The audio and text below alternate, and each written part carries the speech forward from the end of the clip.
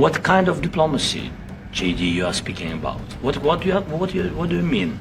I'm talking about the kind of diplomacy that's going to end the destruction of your country. Yes, but if you are Mr. not President, strong... Mr. President, with respect, I think it's disrespectful for you to come into the Oval Office and try to litigate this in front of the American media. Right now, you guys are going around and forcing conscripts to the front lines because you have manpower problems. You should be thanking the President for trying to bring an end to this conflict. Have you ever been to Ukraine that you say what problems we have? I have been to. Come once. I've actually watched and seen the stories, and I know what happens is you bring them on a propaganda tour, Mr. President.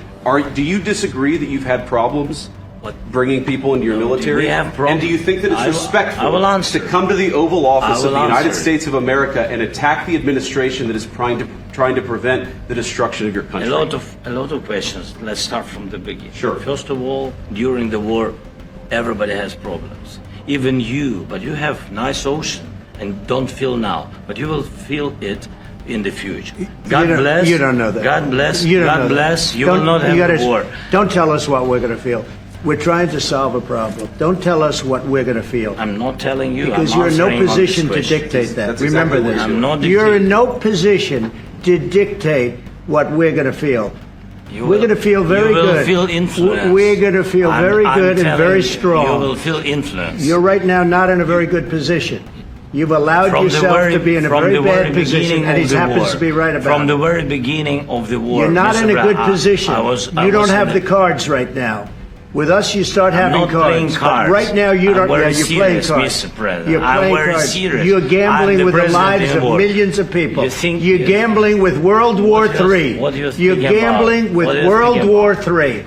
And what you're doing is very disrespectful to the country, this country. It's back to you. Far more than a lot of people said they should have. Have you said thank you once? A lot of times. No, in this entire meeting, you said thank you. Even today. You went to Pennsylvania and campaigned for the opposition in October. Offer some words of appreciation for the United States of America and the President who's trying to save your country.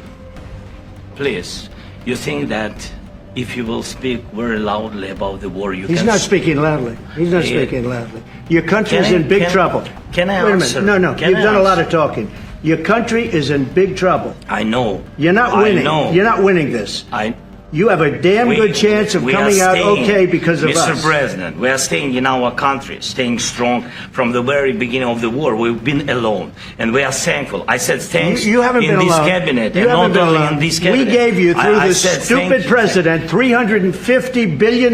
You voted we gave for you your military equipment, and you men are brave, but they had to use our military. What about if you didn't have our military equipment, if you didn't have our military equipment, this war would have been over in 2 weeks. In 3 days, I heard it from Putin. In 3 days. This is something maybe new. Less. In 2 weeks, of course, yes. It's going to be a very hard thing to do business like this, I tell you. Just say thank you. I said a lot of times thank you to American people. Except that there are disagreements, and let's go litigate those disagreements rather than trying to fight it out in the American media when you're wrong.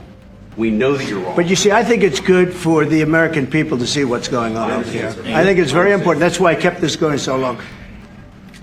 You have to be thankful. You don't have the cards. You're buried there.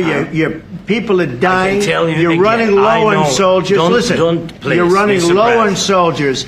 It would be a damn good thing. And then you tell us, I don't want a ceasefire. I don't want a ceasefire. I want to go and I want this. Look.